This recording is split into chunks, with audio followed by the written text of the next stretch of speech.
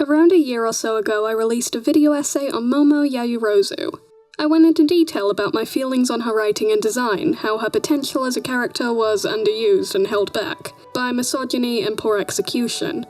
I'm sure that's why a lot of you are here, since it was a great boost to my channel.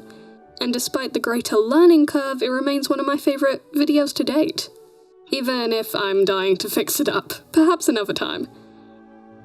But today we're kicking off the return of the Wasted Potential series with my Promise Midnight essay. Ask and ye shall receive, dear viewers. Midnight serves as one of the many looks into the culture of hero society, acting as a means of fleshing out the standards and taboo, how diverse and yet divisive the image of heroes is. But the execution is lackluster, even for a support character. Midnight, just like many of the characters within this story, falls victim to setup without payoff. All her history, goals, actions don't matter because it's not utilized enough for most to even care. Something that becomes strikingly obvious when placed next to people with the same past. As such, Midnight the R-rated hero and why she deserved better. Kayama Nemuri, better known by Midnight, is one of the many pro-heroes we meet and get to know over the course of the story. A part of the UA faculty, funnily enough, she was originally intended to take Aizawa's role as homeroom teacher. A flirty and fun-loving woman by nature, Kayama uses her sexuality to enhance her quirk and skill as a hero. Sombrillis gives Kayama the power to lull others to sleep with a violet-coloured mist she excretes from her skin, with it heavily implied to work better on those who are physically attracted to her. Her naturally seductive personality only enhances her quirk in this case. Though if enough of it is breathed in, it doesn't matter what you think of her because she'll still put you out. Both intelligent and skilled, something that becomes clear once her persona is dropped. She's quick and ruthless in her wording and insight. It's noted that she's close friends with both Aizawa and Mike, even takes over certain lessons for Aizawa when he can't be bothered or is out of his element. While at first glance she seemingly doesn't have much to her, that's because despite her complex history and story, we don't get to see any of it. In fact, most of her story isn't even in the main manga. Vigilantes is a spin-off of MHA with a different writer and artist, focusing on a young man and his offbeat escapades in less than legal heroics. Many fan-favorite characters make cameos, including Aizawa, Mike, and Midnight. We see how the trio came to be who they are in the present day. We first meet Kayama Nemuri as a third-year student in UA, an excitable young woman who finds Aizawa, Yamada, and Oboro sneaking onto the school roof. Ominous framing aside, Nemuri doesn't tell them off. She actually praises the group for their rebellious spirit and becomes quick friends with the boys. Aizawa asks about her hero suit and why there isn't a suit. Dressed in a trench coat and basically nothing else. Kayama explains that she's planning to shake up the world with her scandalous outfit and persona, with no shame about her body nor what anybody thinks of her, determined to change people's thinking when she goes pro. Despite her questionable fashion sense, they all welcome her into the group, especially after Kayama steps up to take care of the kitten the boys had found. She's offbeat, weird, and endearingly earnest in her belief and methods. I can't help but be quite fond of her because of how passionate of a character she is. As a teenager, she used her connections to get Aizawa and Shirakumo work studies under the same hero as her, where they worked together as a team. Even as a student, Nemuri was focused and took her job seriously, on top of prioritizing hostages over villains, something she's praised for. The group, dubbed the Rooftop Squad, were so close they planned to open up their own joint hero agency together. Oboro even asked Nemuri if she wanted to join them, but she declined, citing her own plans for independence. Still, the rejection doesn't change the group's bond and dynamic. It's even implied that Shirakumo had a little crush on Kayama, always quick to welcome the older girl and listen to her, on occasions blushing when she's around. You probably wouldn't know half of this based off what is shown in the main story, though. In fact, you probably only know about the trio's school years because of the Oboro incident and its relation to Shoda. Going back to Kayama's work study, Both Shirakumo and Aizawa had found themselves in a rough spot. Nemuri and their mentor, Highness, were patrolling together while Aizawa and Shirakumo split off, running into some kids and looking after them before Kayama warned them of a nearby villain attack that had already taken down a good number of heroes. The situation quickly devolved into chaos as the two teams joined the fight. In this battle, though Shoto won, his friend was killed. While protecting the young children, Shirakumo leaves himself open. He's hit on the head and covered in rubble. It's only after all is done do we realize what's actually happened. Aizawa's post-battle joy and adrenaline turns to horror, having to watch his friend's blood stain the ground and his corpse taken away. He and Yamada mourn together in the rain. Kayama comments that they'll get ill from being out in the wet cold. Yamada smiles sadly and says it's fine, it feels right at that moment to be in the rain. Kayama shed tears over her friend's death. It reminds me just how young they all were at this point. How the reality of their choices hit them violently. Nemuri gave her friends an in through her studies, and truly she'd probably have blamed herself for her friend's death, as she had indirectly put them in the line of fire. It's a guilt she would have shared with Aizawa, though for different reasons. Perceived responsibility for something they had no way of knowing would happen. She's what truly pushes the story forward in much of Vigilantes. Going out of her way to protect Popstep and her friends, outright lying to Endeavor about Crawler getting away. Even in the face of his explosive anger, she stood tall. She's got a lot going on, a lot of different themes and story beats. Lots of loose ends, so to speak. You'd think these experiences would shape Nemuri more, given how close to the situation she was. And yet she seems largely unaffected by this. Her characterization is weird. See, Midnight is kind of hot and cold character-wise. This part of the script left me struggling for a while, in all honesty. I found myself going back and forth on it repeatedly. Nemuri is controversial in almost every aspect of her design. Midnight is defined by the idea of personal agency. Her beliefs are a direct response to being censored. Kayama is promiscuous. Overtly so. Presumably a side effect to her already over-the-top nature. Even in her school years, she's seen sporting not much at all in terms of fabric. Something she fully consents to and defends when put under scrutiny. She wanted to change the industry and heroics through a desire to better do her job and be herself. She clearly truly believes in what she's saying, as it's something she carries on through the years despite disapproval. In fact, she's punished for her actions. Her debut as the Midnight Hero was so controversial the law changed. A restriction on how much skin you could show was made for heroes based solely off of Midnight. Gotta give the girl credit for trying, I guess. See, the thing is, I like this. I understand that outside of the story and world, this exists only as fan service and shock. On the surface, Kimura's outfit here is the same as those I've criticized in the past. But it makes sense for Kayama. It's charming in the fact that despite its framing and purpose, it's weirdly functional. Sure, I wouldn't have designed something like this, but I respect what it was going for. All of her various costumes are intentionally problematic, and I have my own problems with the actual execution of the themes and ideas. While I totally agree with criticism about her costume and design, I'd also like to remind you all that there is nothing inherently sexual about anatomy, nor is that the problem here. Kayama isn't any more or less deserving of respect because of how she chooses to dress. Especially when it's been shown to not interfere with her capacity to do her jobs as both a hero and educator. She makes the point herself that hero students need a diverse frame of reference in different teaching styles and personas. I'd argue it's important to showcase the more unconventional side of heroes and branding.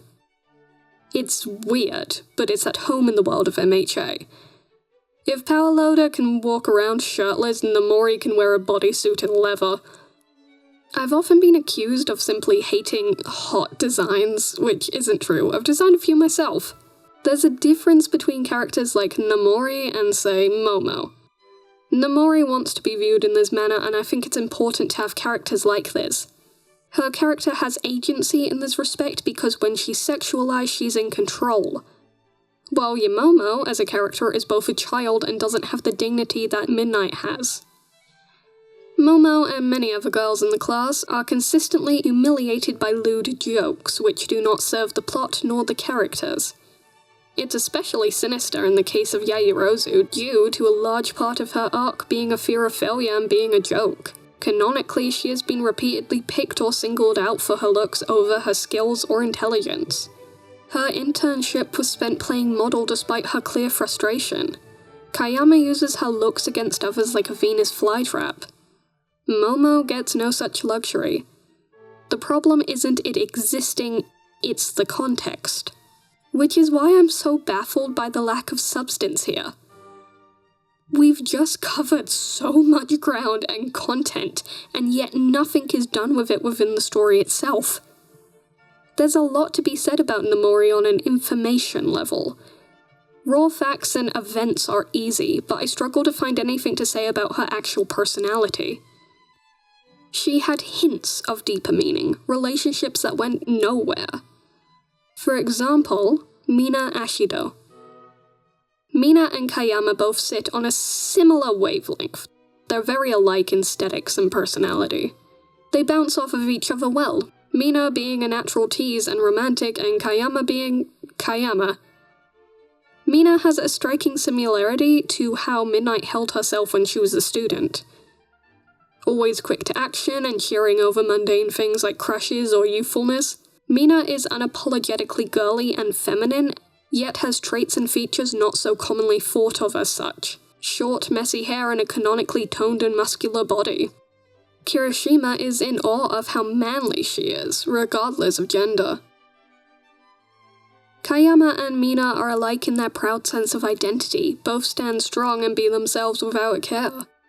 Their quirks also work off the same principle, exposed skin, both producing chemical substances from their skin. What they create is very different, yes, but there's a clear parallel here. They're a duo that myself and others have expressed interest in, especially leading up to the class work studies. I've often said that each of the students should have had closer bonds with the pros.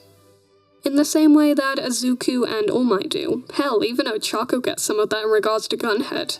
Even though we don't see him much, he's still impacting her fighting style and skill. Tokoyami and Hawks, Fat Gum and Kirishima, Bakugo and Best Jeaners, Shinso and Aizawa. Some of these dynamics obviously have more screen time and importance, but the relationships between the students and the pros are one of the best parts of this world. How the generation that came before shaped the world and society our young heroes are growing up into. It creates more of a reason for us to care about what happens to the system. It also helps ground and humanize the pros who seem godlike in their larger-than-life introductions and impact. I would have loved to see something like that with Mina and Midnight, especially when in reference to Nemuri's own experience being the mentee and how much it helped her grow. This also would have aided the story in bringing both of these characters into the war arc more organically. With so many panels of Mina reflecting on her training and past during the fight, eventually coming in clutch during it, it would have made sense to give Mina a closer tie to one of the most defining moments in the whole war for her. Instead, Mina, alongside Aoyama, does her work study with this bloke, who I had to look up because I could not fucking remember him at all when reading my notes for this part.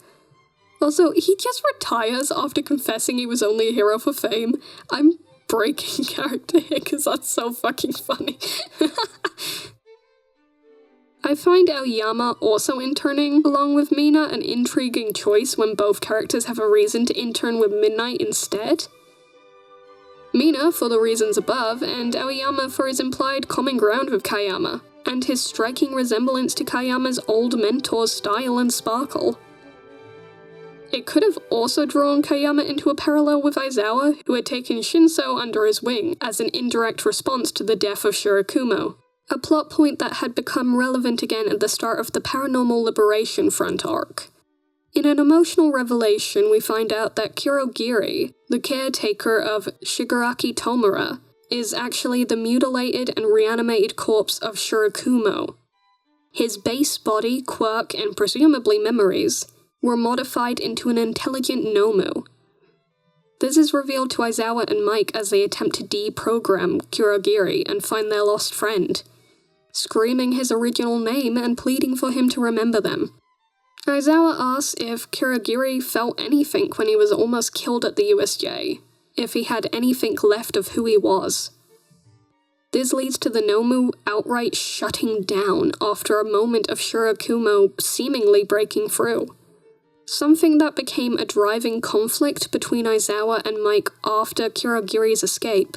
Aizawa is hopeful they're still a part of his old friend in the mist, and Mike has a gun. The Kurogiri and Shirakumo plotline is a bloody mess in all honesty. Most of its defining moments are from Vigilantes, a whole separate story with a different cast, which has a very different tone from the main series. We're giving context for why Kurogiri being Shirakumo matters to Aizawa and Yamada. We've seen firsthand Aizawa's self-destructive behavior and Yamada's hidden rage. We know how it's changed the two of them, yet we can't say the same for Nemuri. We don't get to see how Shirakumo's death affected Nemuri long-term. Shirakumo haunts the narrative as a cautionary tale, the reason Aizawa and Mike are the men they are today. If Kayama feels any lasting trauma or sadness about her friend's death, she doesn't get to emote about it. Which could have been an intentional character choice given her status as a voice of reason in high-stress situations, like when discussing the possibility of a traitor and the aftermath of the USJ. But if this was on purpose, it doesn't come across as such. Nemuri, to our knowledge, never finds out her dead friend was mutilated and violated. His corpse reanimated and turned into the personal guardian of Shigaraki, the man who almost killed Aizawa.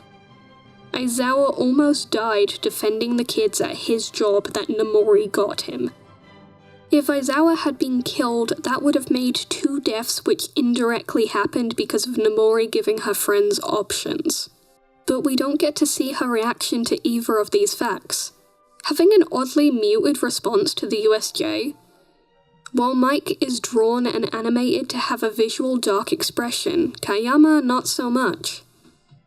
Aizawa and Yamada are together when Shirakumo resurfaces, while Kayama gives no sign to suggest she even knew about Kurogiri. This truly doesn't make sense for somebody characterized as she initially was. Ultimately, she's not given the agency to comment on her own history, essentially riding along the plot without actually being allowed to reflect on the events she was involved in. The same events which helped craft the story into what it is now. Which wouldn't be as frustrating if the storyline hadn't demanded such focus and then denied us the point of view of one of the three surviving of a life-changing tragedy. When we actually see Kayama next, shortly after the Kurogiri reveal, Nemuri is shown on the front line, side by side with the kids. We finally get some quiet before the storm for Kayama, taking Komoro's hands in her own and getting on her level to comfort her before they move in. She does this again with Denki.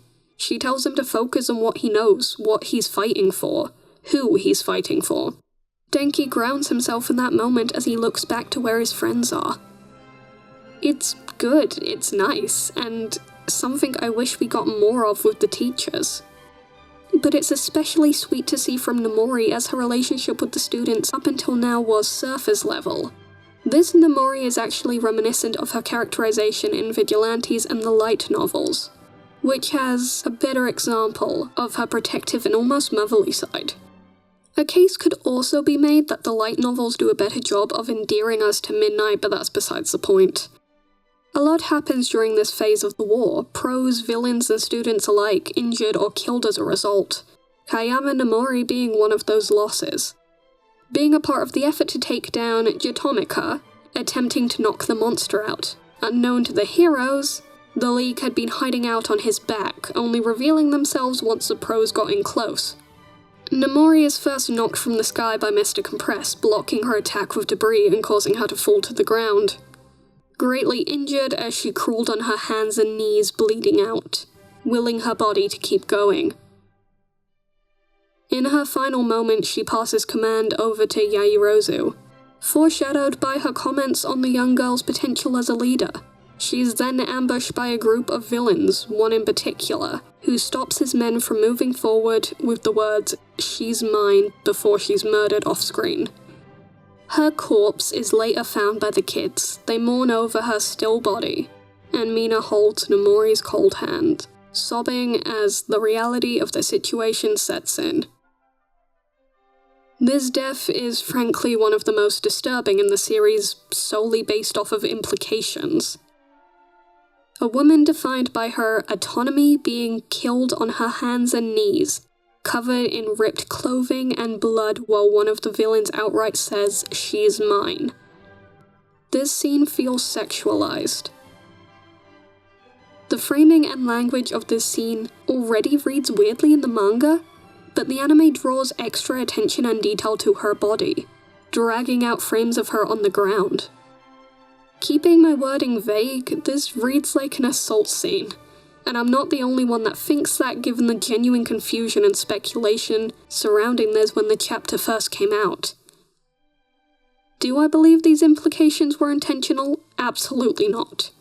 But that doesn't really matter to me. Intentions only take you so far in writing.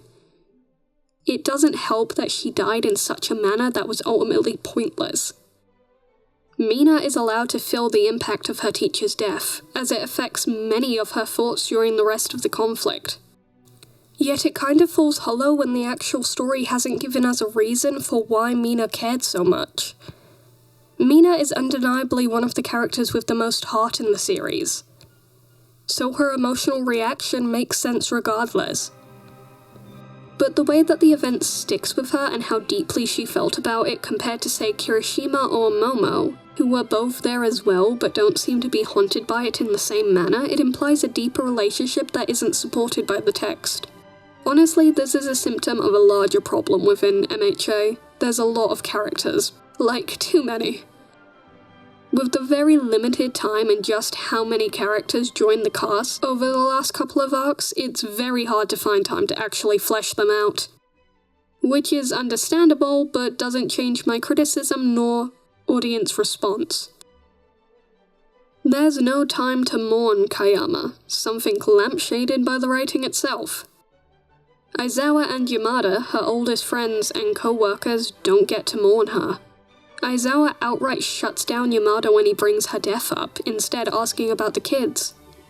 Which, while fits with Aizawa's personality, just doesn't sit right with me after taking into account everything we've already talked about, especially when she was erased from the Shirakumo story. I would normally be more forgiving considering Kayama is a support character, but if Aizawa and Yamada get to have thoughts and agency in reaction to their shared past, something Nemuri is equally entitled to, why doesn't she? How cruel that she died before we got to see her reaction. Her rage, her sorrow, her acceptance. For her part in this story to be so easily forgotten and glossed over, when it was a large revelation that impacted the main plot, is genuinely maddening to me. What would she have said? What would she have thought? Would she have blamed herself? All of these interesting questions aren't even asked, which is disappointing no matter what you think of Nemuri. I understand those that dislike her and her behavior. It's weird, it's not funny. I have no love for her canon characterization, but she could have been so much more. This video is not a defense of Midnight, it's a defense of her potential. She's what happens when delicate themes are forced onto joke characters. You end up with a character that has untapped potential that most likely wasn't even supposed to matter. But she does, or at least she should have, because why have her there at all if you don't do anything of substance with her? If Aizawa and Mike get to have a crying session over Shirakumo, why don't we get at least a page, a panel of Nemuri's reaction, a single box of her thoughts, even a line to suggest somebody said something to her? Aizawa and Mike got some closure in the fact they know what became of their best friend. How cruel that we didn't even know if Kayama knew. I honestly don't understand the reason for this. Why have Nemuri in the equation at all if you don't do anything with her? Even Mike, who out of himself and Aizawa gets sidelined the most in this plotline, comes out of this with actual character and screen time. Especially considering I'd argue he had less to do with the Shirakumo plotline. It's not much, but it's something. Kayama doesn't even get that.